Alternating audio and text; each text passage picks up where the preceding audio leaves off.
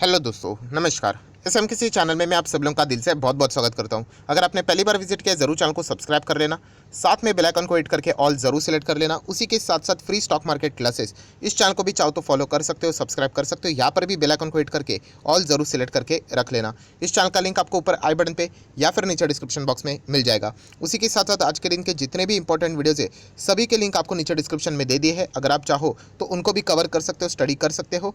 And free stock market classes पे जो video यहाँ पे आया है स्टॉप लॉस से रिलेटेड आपके डाउट्स थे वो क्लियर हो जाएंगे इस वीडियो में। तो लिंक ऊपर आई बटन पे दिया है। क्या लॉन्ग टर्म में स्टॉप लॉस लगाना चाहिए, जरूर इस वीडियो को आप चाहो तो देख सकते हो। तो चले दोस्तों, फिलहाल इस वीडियो को स्टार्ट कर लेते हैं। दोस्तों अभी हम लोग आ चुके हैं बिल्कुल हमारे नॉर्मल स्क्रीन के ऊपर। एंड दोस्तों यहाँ पे अलग अलग टाइप के रिक्वेस्ट वाले मतलब कमेंट सेक्शन में अलग अलग टाइप के रिक्वेस्ट आते रहते, सर इसके ऊपर वीडियो बना दीजिए, उसके ऊपर बना दीजिए। कोशिश पूरी रहती है हर एक टॉपिक को प्रैक्टिकली कवर करना थोड़ा डिफिकल्ट रहता है, बट सबसे ज़्यादा अभी का पॉपुलर सवाल एक ही कमेंट यहाँ पे हम लोग को मैक्स टू मैक्स रिपीट होते हुए देखने को मिल रहा है कि यहाँ पे मंडे के दिन, यस सर सोमवार के दिन की अगर हम लोग यहाँ पे बात करें, इंडियन मार्केट की हालत सर यहाँ पे क्या होने वाली है, क्या हमारा मार्केट कितना क्रैश हो सकता है, कितना गिरेगा, राइट। उसी के साथ साथ हम लोगों ने यहाँ पे क्या करना चाहिए।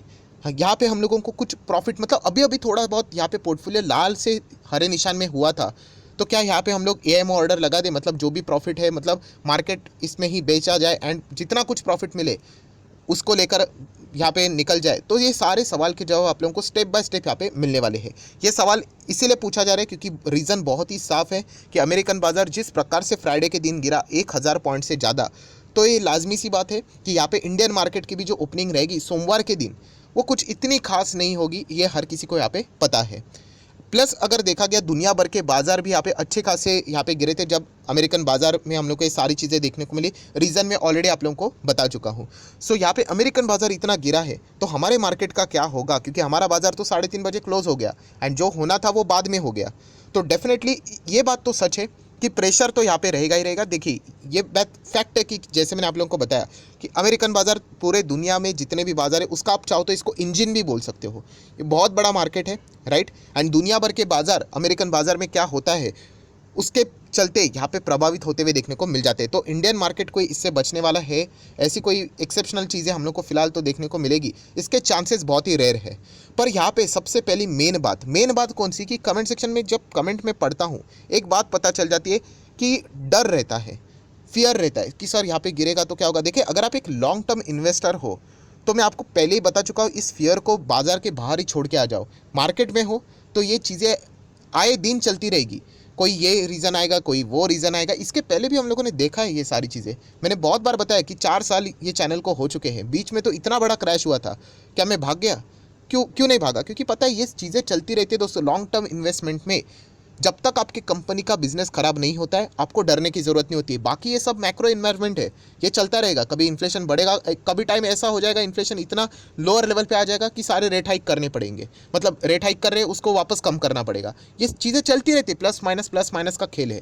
सो फियर, डर तो बिल्कुल भी होना नहीं चाहिए। मार्केट में आए हो तो फियरलेस काम करना यहाँ पे आना चाहिए। ओवर कॉन्फिडेंट की मैं बात नहीं कर रहा हूँ, यहाँ पे अवेयरनेस लेकर, बट डरना नहीं चाहिए कि मार्केट यहाँ पे अमेरिकन बाजार गिरने दो और मंडे को 1000 पॉइंट गिरने दो, कोई फर्क नहीं पड़ता है दोस्तों लॉन्ग टर्म में, ये बात समझो, ठीक है। अभी आ जाते हैं मेन जड़ के ऊपर। जड़ के ऊपर मतलब अमेरिकन बाजार गिरा क्यों, ऑलरेडी मैं 2 वीडियो में स्पष्ट बोल चुका हूँ कि पॉवेल जी ने यहाँ पे मान लिया, उनके स्पीच में पता चला कि वो अभी मान रहे इन्फ्लेशन है करके, और उसको काबू में करने के लिए उनको सख्त कदम उठाने पड़ेंगे। उसमें रेट हाइक होने वाला है, ये इनडायरेक्टली एग्रेसिवली रेट हाइक होने वाला है, ये इनडायरेक्टली उन्होंने यहाँ पे बोल दिया है एंड इसका इम्पैक्ट ग्रोथ के ऊपर पड़ेगा। सो इन्फ्लेशन मेजर चीज़ें जो कि हम लोग को देखने को यहाँ पे मिली है, राइट। इन्फ्लेशन इसके पहले भी था अमेरिकन बाजार में, आज भी है, बस उन्होंने यहाँ पे इसको रिकॉग्नाइज किया है। मतलब एक आप बोल सकते हो कि पहले वो ट्रांजिटरी बोल रहे थे, अभी उन्होंने मान लिया, तो इसके चलते वो साफ साफ गिरावट हम लोग को देखने को यहाँ पे मिल चुकी है। सो यहाँ पे नेक्स्ट सवाल मैं आपको पूछना चाहूँगा, क्या इंडिया में इन्फ्लेशन नहीं है? सो ऑब्वियसली इंडिया में भी इन्फ्लेशन है। इनफैक्ट हमारा जो 6% का दायरा है, राइट, उसके बाहर आज भी हमारा इन्फ्लेशन है। बट जैसे मैंने आप लोगों को बताया कि इंडिया का जो इन्फ्लेशन है उसका अगर आप परसेंटेज देखोगे उसके हिसाब से हम लोग बहुत ही कंट्रोल्ड मैनर में चल रहे। पहले 7.01 था, जो कि इस वक्त आप लोगों ने देखा 6.71 हुआ, धीमे धीमे करके कम हो रहा है एंड ऑब्वियसली होगा ही। इतने सारे चीज़ें यहाँ पे की जा रही है, आरबीआई अपने ओर से कर रहा है, सरकार अपने ओर से लगा रहा, मतलब हर कोई अपने अपने हिस्से कोशिश कर रहा है। एंड इन्फ्लेशन हम लोगों ने यहाँ पे अभी देख लिया कितना चल रहा है, 6.71। एंड अगर हम लोग रेट्स की बात करें, रेट पॉलिसी मतलब रेपो रेट की बात करें तो पहले 4.9 था, 50 बेसिस पॉइंट और रेट हाइक हो गया एंड कितना हो गया अभी 5.40 यहाँ पे चल रहा है। सो ये चीज़ मैं ऑलरेडी आप लोगों को बता चुका हूँ। मैंने आप लोगों को ये भी कहा था, मैंने चैलेंज भी दिया था कि आपको ये सारी चीज़ें किसी और चैनल पे देखने को भी नहीं मिलेगी, क्योंकि जिसने फाइनेंस की स्टडी की है उसके सिलेबस में ये सारी चीज़ें कवर होती है। जिसने फाइनेंस का पढ़ाई नहीं किया होगा उसको ये दो आई का डिफरेंस वाला फॉर्मूला पता नहीं होता है। तो ये चीज़ मैंने आप लोगों को बताई थी। कौन सी चीज़ कि ये देखिए 6.71 ये क्या है, जैसे कि आप लोगों को पता है ये इन्फ्लेशन का आय है एंड ये इंटरेस्ट रेट है 5.4। रेपो रेट की बात करें, इन दोनों का डिफरेंस कितना अभी 1.31, राइट। सो ये 1.31 ही, केवल 1.31। और दुनिया भर के जितने भी सेंट्रल बैंक अगर आप देखोगे उसमें अगर देखोगे तो आरबीआई की पोजीशन ही अच्छी है, राइट। बाकी अगर आप देखोगे, बाकी मतलब मैं अमेरिका की बात कर रहा हूँ, अमेरिका में इन्फ्लेशन बाप रे बाप 8.5%। पहले तो 9.1 था, तो उसके हिसाब से तो अभी इतने सारे रेट हाइक मल्टीपल उन्होंने किए हैं तो कुछ तो असर दिखेगा ही दिखेगा। 8.5 तक यहाँ पे आया है। एंड अमेरिका में अगर हम लोग यहाँ पे बात करें रेट की, तो रेट कितना है अप्रॉक्सीमेटली 2.5 के करीब चल रहा है, 75 बेसिस पॉइंट बढ़ाने के बावजूद। अप्रॉक्सीमेटली कह रहा हूँ 2.5 के आसपास। सो इसका डिफरेंस कितना है 8.5 पे चल रहा है एक आय मतलब इन्फ्लेशन का, एंड दूसरा आय चल रहा है 2.5, वो कौन सा है इंटरेस्ट रेट का। सो इन दोनों का डिफरेंस कितना देखने को मिल रहा है 6 का। इंडिया का कितना है 1.31, राइट। सो ये सारा कैलकुलेशन की बातें मैंने आप लोगों के सामने रखी, तो इंडिया की पोजीशन बहुत ही बेटर लेवल पे है दोस्तों, राइट। बहुत ही शानदार लेवल पे देखने को मिल रहा है। सो ये मैं इतना लंबा चौड़ा प्रवचन आपको इन्फ्लेशन ये डिफरेंस क्यों दे रहा हूँ, तो दोस्तों इसके पीछे का रीज़न ही वही है कि अमेरिकन बाजार गिरा क्यों, क्योंकि इन्फ्लेशन को उन्होंने यहाँ पे बहुत ही सीरियस वे से यहाँ पे अभी मतलब पकड़ा है यहाँ पे। एंड इन्फ्लेशन के चलते ही अमेरिकन बाजार में अच्छी गिरावट देखने को मिली है। एंड यही इन्फ्लेशन इंडियन मार्केट में भी है, बट इतना सीरियस नहीं जितना कि विदेश के बाजार में देखने को मिल रहा है।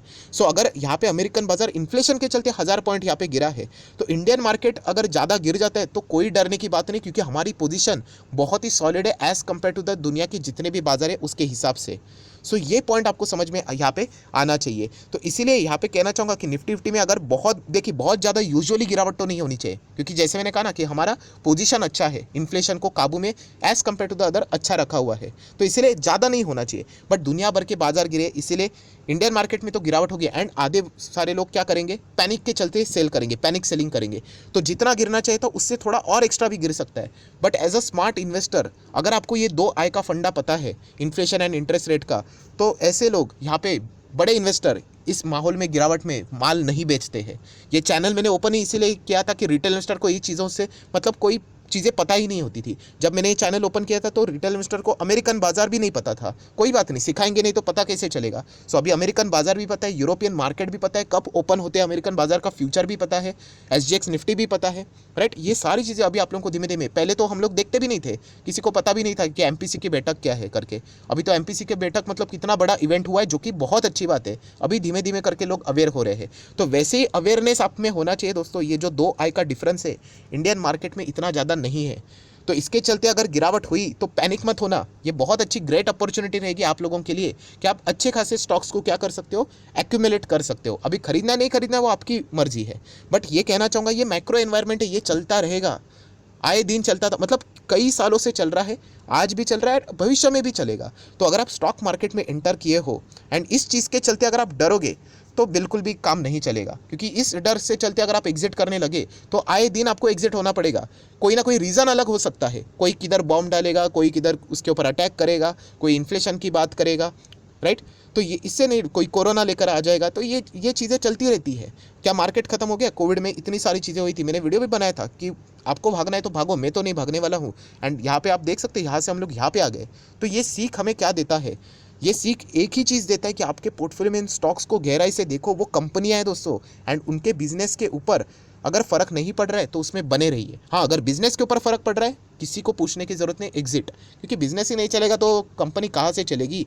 वो टेम्पररी स्टॉक भाग सकता है, उसको मैनिपुलेट किया जा सकता है, वो टिक नहीं पाएगा, वो क्रैश ही हो जाएगा।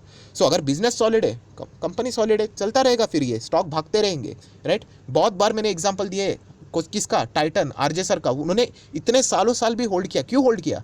आज भी उनके पोर्टफोलियो में है। क्यों? क्योंकि वो कंपनी आज भी बिजनेस उसका कमाल का चल रहा है। वो प्रॉफिट बुकिंग करना है नहीं करना है टाइम टू टाइम वो आपका डिसीजन, बट बिजनेस खत्म नहीं है ना। तो दुनिया का मतलब जब तक चल रहे वो बिजनेस चल रहा है तो आपका पैसा बनता रहेगा। तो ये बस इतना ही कहना चाहूँगा कि इस चीज़ के चलते डरो मत।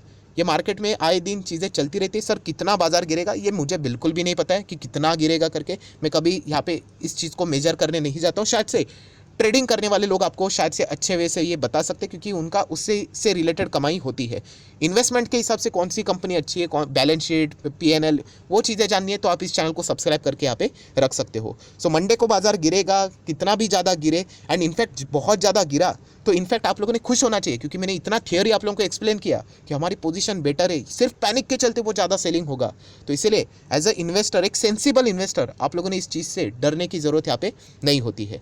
अभी फाइनल डिसीजन तो मैं आप ही के ऊपर छोड़ूंगा, क्योंकि पोर्टफोलियो आपका है, पैसा आपका है। जो दो डिसीजन लेना है वो आप अपने हिसाब से यहाँ पे ले सकते हो। सो आशा करता हूँ जितनी भी पॉसिबिलिटी वाली बातें थी वो सारी मैंने यहाँ पे कवर कर ली। कोई एग्जिट बिग्जिट करने की जरूरत नहीं है। अगर आप लंबी अवधि की पारी खेलना चाहते हो मार्केट में तो मेंटली प्रिपेयर रहना। इससे भी बड़ी बड़ी खबरें, नेगेटिव खबरें की बारिश है आपको भविष्य में भी देखने को यहाँ पे मिलेगी। सो अगर उसके लिए मतलब एक बार अगर आपने वो सारी चीज़ें हजम कर ली तो आप मार्केट में हमेशा के लिए टिक गए। एंड अगर आप डर गए तो फिर आप कभी भी एंटर कर लो। 2025 में एंट्री करना चाहते हो, 26 में एंट्री करना चाहते हो, 2030 में एंट्री करना चाहते हो, कोई फर्क नहीं। उस वक्त भी कोई ना कोई झमेला चालू रहेगा, कोई नया कुछ तो आया होगा। तो इससे डरना नहीं है, राइट। अच्छे बिजनेस सिलेक्ट करना है, कंपनी सिलेक्ट करनी है, उसमें इन्वेस्ट करना है एंड कंटिन्यू रहना है। लॉन्ग टर्म के लिए अच्छा रिटर्न बन जाएगा।